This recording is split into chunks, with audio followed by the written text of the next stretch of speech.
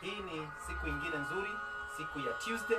Bwana ameweza kutujalia tarehe hii 19 ambao Mungu ametupa kibali mwezi huu wa 5 2020. Siku ambao Bwana amenipa ujumbe mwingine. Naendelea na ujumbe ambao tulianza Jumapili, fighting a good fight. Fighting a good fight. We have been called to fight a good fight. My sister, my brother, you have been called to fight a good fight. Kwa hivyo, I would like to encourage you this evening ya kwamba what you need is not complaining and murmuring. You just need to be ready to enter in battlefield and to fight, because that is what will take you to the next level. So today, before we continue, I'd like to share the word of God and to pray, and I believe God is going to bless us. Dear Lord, in the name of Jesus Christ, we thank you, Lord, for this wonderful evening which God you have given us. I pray that Jesus Christ, Lord, as we share your word, may you bless our heart, bless our spirits, bless this brother, bless this sister, uplift our spirits, strengthen us, O Jehovah God. Help us, O Lord, to be strong, to have courage, to have confidence, to move on, so that, Lord, we may get what we want in the name of Jesus Christ. Fighting a good fight. Today, we are going to learn from the life of our Lord Jesus Christ. We are going to learn from the life of our Lord Jesus Christ, how he fought in wilderness. How he fought in wilderness. And we are going to see 7 different battles Jesus fought. 7 different battles Jesus fought in wilderness. But today, we will go through 3. And I believe God is going to bless us in the name of Jesus Christ. In the book of Luke, chapter 4, verse 1 to 15, we get this story. But today, we are going to go through verse 1. And I believe Bwana ataweza kutubariki na atatutenda mema. Tutaona katika kitabu cha Mathayo 4 mstari wa kwanza, inasema wazi ya kwamba then Jesus was led by the Spirit was led by the Spirit in the desert to be tempted by devil. That is the verse. God bless us as we share this scripture in Jesus' name. Amen. Now, point number 1 is the issue of being led. That is the battle number 1. Being led by the Spirit. The same verse, we are going to see 3 things. And the first thing we'll see is that Jesus was ready to be led by the Holy Spirit. Ready to be led. Ready to be directed. Ready to be taken by the Holy Spirit. He humbled himself. Akashuka. Akanyenyekea. Akawa tayari kuongozwa. Wacha nikuambie mpendwa, kama kuna kitu ngumu katika maisha, ni kule hali ya kukubali kuongozwa katika mawazo na katika moyo. Kukubali kuongozwa, kukubali kuelekezwa, kukubali kuambiwa twende, na unakubali tu. Yesu akaondoka, akaongozwa. That is the first thing. Kwa sababu asili ya mwanadamu ameumbwa akitaka kujielekeza, akitaka kujiongoza. Yesu alishuka. And let me tell you, this is not something easy. Si kitu rahisi. For him to humble himself, ashuke, akubali. Tuko na viongozi ambao tuko nao katika maisha tunayoyaishi. Lakini ni wachache sana ambao tunakubali kabisa kushuka kwa kiongozi akapate kutuongoza. Moyo wa kuongozwa hauna wengi. Roho ya kuongozwa haina wengi. Yesu anatuonyesha kunyenyekea kwake. Akashuka ili akapate kuongozwa. Mtu mmoja, one of the learned man called Kenneth Hagin said this: the secret that distinguish ministers from one to another is the ability to be led. The ability to be led. That is what brings the difference. That's why you can see somebody is blessed and another person of the same age is not blessed. The difference is the issue of being ready to be led. Being ready to be humble. Kushuka. Na Kenneth Hagin anasema ya kwamba having that ability can take you to higher level. Can take you to higher level. Being ready to be led from the bottom of your heart. See, the children of Israel, we see them in Deuteronomy chapter 28, verse 1. The Bible says that God told them that if you will obey my commandment, I will take you to high level above all nations. If you obey my commandment. And this evening, I would like to encourage you, my brother, my sister, be ready to be led by your boss, by your parents, by the leadership which God have given you, and you will go far. This is the secret of God. He gave the children of Israel, and he told them, if you obey my commandment, I will raise you and I will put you above all nations. No, so the secret of the nation of Israel to be great, it was with them. Their obedience, their submission was to take them high level. Jesus was submissive and obedient to the direction of the Holy Spirit. We see Jesus Christ, Son of the living God, being submissive. He went down and God uplifted him later. So the second thing we see in the same verse, it is this, that into the desert. He was taken to the desert. This is another battle Jesus Christ fought. After accepting the direction, we see another thing. He was taken to desert. Now, this was not a good place. Hapa hapakuwa mahali pazuri, jangwani, mahali ambapo hakuna chochote, mahali pakavu. Amechukuliwa, amepelekwa jangwani. You know, most of us, we want to be in a comfort place. We want to be in a good place, in a peaceful place, in a place where we enjoy ourselves. But Jesus Christ was ready to be taken to desert. He went to desert. Into desert. Mahali pasipopa. Ni mara ngapi Mungu anakuta ya kwamba ametuweka na akatusukuma mahali pasipopa. Unakuta ya kwamba unapewa kazi ambayo ni ngumu, kazi ambayo si rahisi. Mimi sijawahi ona kazi rahisi. Hata hii ya kuhubiri ni kazi ngumu sana. Kazi zote ni kama kwenda kajangwa, na kila kazi ina ugumu wake. Na ningependa kuambia hata hiyo kazi unayoifanya, tafadhali vumilia hapo. Wewe una afadhali uko na kazi. Kuna wengi wanaotafuta kazi. Vumilia hapo huko. Endelea kumwamini Mungu. Hata mtu mmoja alisema ya kwamba shilingi utafutwa na ingine. Shilingi utafutwa na ingine. Kwa hivyo wewe vumilia hapo. Ukiwa hapo utapata ingine. Kuwa mvumilivu. Kwa sababu Yesu alipelekwa jangwani. Alitaka kuhubiria watu. Hata kuna wakati alikuwa amejaribu akiwa 12 years. Lakini hakuweza. Kwa nini? Kwa sababu hakuwa prepared. We see Jesus, he came down to show us the way. So, akapelekwa jangwani, in the desert, a dry place. It was a place of hardship. Away all comfort and away from all places where he could be delight. Mahali ambapo angejifurahisha.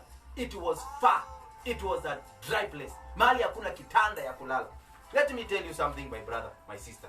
You know what? Sometimes Holy Spirit can push us in prayer at night when you are sleeping. He can take you and direct you to pray for some things. And by that time you are sleeping. So he wakes you up and he leads you to pray. And you don't feel that is not time for prayer. It is time for you to sleep. So Holy Spirit sometimes can lead you to a place where you are not ready to go. The other thing is sometimes Holy Spirit can push you in giving.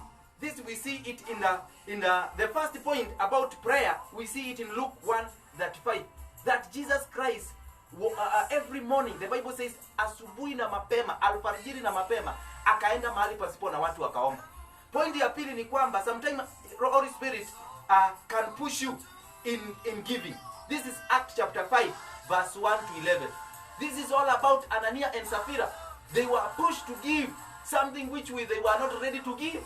They were not really ready to give. And all of us, the givings which we normally do sometimes, it is sacrificial giving. And mostly, we are not ready even to give. Even the tithe, it's not easy to give tithe. An offering of 100, 200, 500, 1,000 shillings. Sometimes it's very challenging. You don't feel to give. But Holy Spirit is pushing you. Is pushing you to give. So Holy Spirit can push you to give. Can push you to give a car. Can push you to give a land. Can push you to give money. Amount of money which you are not ready to give. But the secret is for us to be ready. Because when we are ready to be led, we need to be ready also to be taken a place where we are not ready for. And the last thing, we see that sometimes Holy Spirit can push you to preach to somebody who is not for you, or to people who are against you. These things, this one we see it very clearly in the book of Acts. The disciples, they really suffered.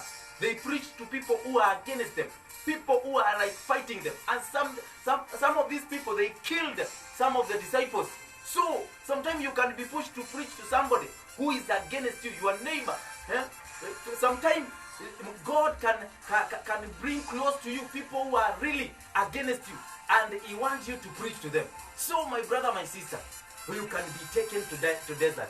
Which type of desert are you in? This evening, I would like to encourage you. Please be strong in the Lord. Be strong in the Lord. Stand firm, simama imara, kwa sababu huyu Mungu anakuwazia mambo mazuri. Jambo la mwisho katika Matthew chapter 4 verse 1, it is that he was led by the Spirit. He accepted. To be taken to desert, he accepted. The last thing, which is very challenging, he was taken there to be tempted by devil. This was like torture. It was like punishment to the Son of the living God. Amechukuliwa, amepelekwa pale na amepelekwa jangwani. Ameongozwa, hajapelekwa tauni mzuri, kwa hoteli mzuri, amepelekwa jangwani. Na jangwani anaenda kujaribiwa. Mambo yanazidi kuwa magumu, lakini mwana wa Mungu akawa mwaminifu. It is important to understand that God tests us so that He can promote us. Do you want to be promoted? Did I really want to be promoted? We must be ready for God to test us. The test of God always will take us to a high level. So my brother, my sister, stand firm. Be patient. Simama pale. Hii coronavirus imetukuta wote. Watu wote. Presidents, superpower nations, poor nations, useless nations. All of us tumekutwa pale. Na tuko katika dunia hii ambao nilikuambia, dunia hii sio dunia ambao tuliingia kwa furaha. Hatukuingia kwa kicheko. Tuliingia tukilia. Sisi wote tuliingia tukilia. Na vile tuliingia tukilia, ni lazima tuwe tayari kupambana. We must fight together. We must move together and be ready to fight in this battle. Jesus Christ fought. Submission, obedient. He was obedient to be led. Went to desert, and the last thing, he was ready to be tempted by devil. In temptation, we see Jesus Christ overcoming. Now, let us see the children of Israel shortly as we finish. The children of Israel in the book of Exodus 15, verse 22 to 23. The Bible says, then Moses led Israel from the Red Sea, and they went into the desert of Shur. For 3 days they traveled in the desert without finding water. Verse 23, which is very important. When they came to Marah, they could not drink its water because it was bitter. These are children of Israel moving and going through desert kwa siku 3 wakitembea. Imagine siku 3 bila maji. Na baada ya siku 3 jangwani, si forest, si kwa msitu, jangwani mahali dry. Baada ya siku 3, maandiko inasema wazi ya kwamba wakaweza kutokea mahali kulikuwa na maji, palikuwa panaitwa Mara. Baada ya kwenda kuonja ile maji siku ya 3, na wameongozwa na Mungu na Musa na Joshua, wote wakaangukia maji machungu. Mungu akawa ni kama ni Mungu hana shughuli na wao. Ni kama Mungu ambaye amekuja tu kuwatesa jangwani. But Mungu alikuwa na sababu. Alikuwa na sababu. Imagine, wameteseka miaka 430. Wamekuja jangwani ni miaka ingine 40. Ambao wamekuja kuteseka jangwani. Na Mungu tu yuko pamoja. Wanapitia mateso magumu jangwani, na watoto na wake wao na waume wao. Mateso magumu, bato ya aina yake. Yesu anateseka jangwani mateso, temptation anapitia pale jangwani. Jameni, wana wa Israeli wakanungunika, wakalia. You know what? God has a reason for every difficult challenge, hard time you go through in life. Has a reason. Because after Mara, in verse 27, there is another place called Elim. This place, it was a place where there was 12 springs and 7 palm trees. That place, palikuwa na miti at least, na kulikuwa na maji. Palm trees. Tunaona zilikuwa pale. So, walikaa pale, wakajienjoy, wakanywa maji baada ya kupitia Mara. Mpendwa, nikuambie, Mara itapita. Vumilia, kunywa maji machungu. Musa akatupa kijiti pale katika ile maji machungu, yakawa matamu. Na baadaye wakaingia Elim. You know what? Stand firm. God is coming in the name of Jesus Christ. God will lead you to bitter experience as part of his overall plan for you, for your life. And this will bring out the best of the worst part of you. Now, you know what? All these experiences, all these seasons, these 3 parts, when you find yourself going through, at the end of it, it will bring out 2 of these. One of these 2. One, it will bring out the best of you. And 2, it will bring out the worst of you. So it is my prayer that as I go through my desert, as I go through my difficult moments, may God help me to come out as a winner, me to come out as a conqueror, me to come out, God to bring out the best in me, not the worst in me, because the desert can destroy you or make you a better person. So fight wisely, pigana vita safi, pigana vita vitamu, na wewe mwenyewe utaweza kufaulu katika maisha. Yesu alishindana katika temptation, akashindana katika desert, na akakuwa mvumilivu katika kuongozwa, na mwishowe akafaulu. Asubuhi jioni ya leo, be strong in the Lord. Mngojee Bwana naye atapata kubariki. Majina yangu ni Reverend Daniel Musyoki Mulwa, nahubiri hapa KAG Center hapa Dagoretti, Nairobi, karibu na Feed the Children. Na ningependa kukuombea wewe ambao hujaokoka. Sema, Bwana Yesu, nimekuja kwako. Mimi ni mwenye dhambi. Ninaomba kuanzia siku ya leo, vita ambazo ziko mbele yangu siwezi kwa nguvu zangu, lakini nitaweza ukinielekeza.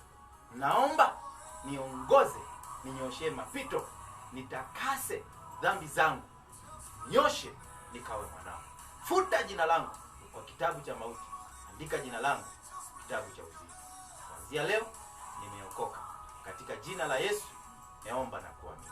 Amen. Ningependa kubariki jamii zenu katika jina la Yesu. Baba, nakushukuru kwa sababu hizi jamii na mpendwa ambaye amesikiza ujumbe huu, na waombea neema ya kwamba kama vile Yesu Kristo alivyovumilia na kuwa mvumilivu na kungoja kuongozwa na kupitishiwa jangwani na kupitia mambo magumu, mateso, majaribu na all temptations ambao shetani alimletea, naomba huyu ndugu, huyu dada akawe imara wakati kama huu. Tusaidie kupigana vita visafi bila kuchoka, na tuwe washujaa, na mwishowe tutokee kama Bwana wetu Yesu Kristo aliyeshinda vita. Na ni katika jina safi la Yesu Kristo nimeomba na kuamini. Amen. God bless you so much. Shalom, shalom. God bless you. Amen. Amen.